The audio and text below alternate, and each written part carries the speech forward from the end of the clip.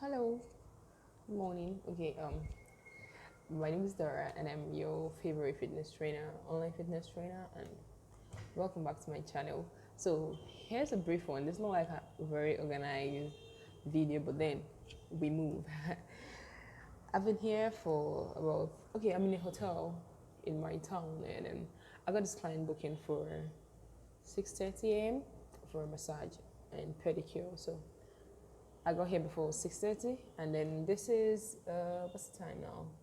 Okay, that's 19 minutes past 10 o'clock, and he says he had a long night, and so I'd rather go home and come back, or I'll wait. So there's electricity, and then there's good environment, so I'm just here. So I decided I probably, rather than waste my time, I'd just do a very short video about some one or two frequently asked questions. Okay, so one, I got a lot of my clients like, oh no, I want to lose arm fat, I want to lose tummy fat, but then I do not want to lose my butt. And then I tell them that fat loss is a very holistic thing.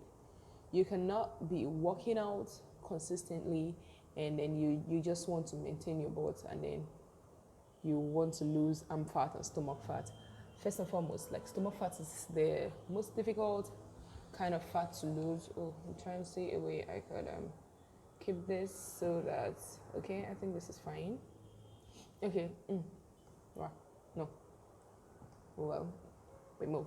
Okay, so like, stomach fat is one of the most difficult kinds of fat to lose. Arm fat is next, and the moment you start a fitness journey, everywhere that contains fat is it's going to begin to lose fat, and that includes your buttocks and your breast area. It happened to me. I was like a little chubbier before my fitness journey started, and I first started by losing all the fat around my breast area and then my butt.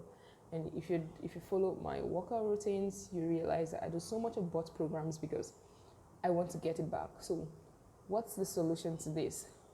While you're constantly working on losing stomach fat, losing arm fat, you'd want to also do butt programs, because the African women butt is just, bum bum, my, let me not use the word. All right, so while you're working out to lose arm fat, you're working out to get flat tummy, you also have to simultaneously work out to get an hourglass.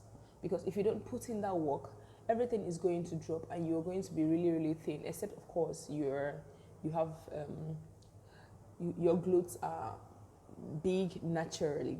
So what do? You do your stomach programs, you simultaneously do glute building programs. So at the end of the day, you lose stomach fat, you lose arm fat, and then somehow you have an hourglass. I'm sorry if I'm looking outside. There's a road in front of me, and there's a lot of side attractions. And then I think I've been able to answer that question. You work out simultaneously to build your glutes as you're working out to lose arm fat. So secondly, what's another frequently asked question? Okay, if you could get lean on a Nigerian diet. Yes, you can get lean on a Nigerian diet.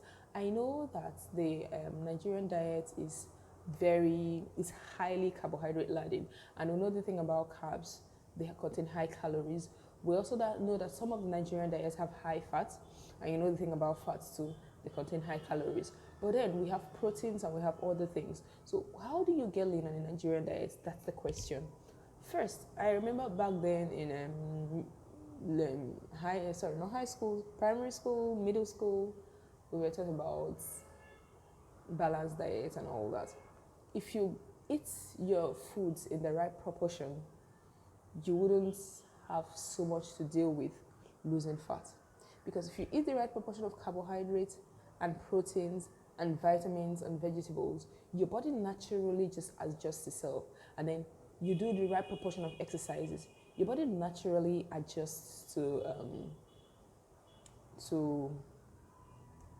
a certain physique and stuff like that.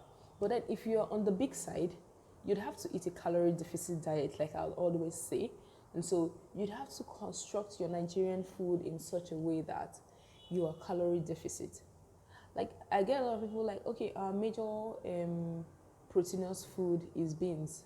Well, you have fish, you have meat, you have chicken. Yeah, you might say that's a little expensive, but even the beans, bah, very Nigerian folk.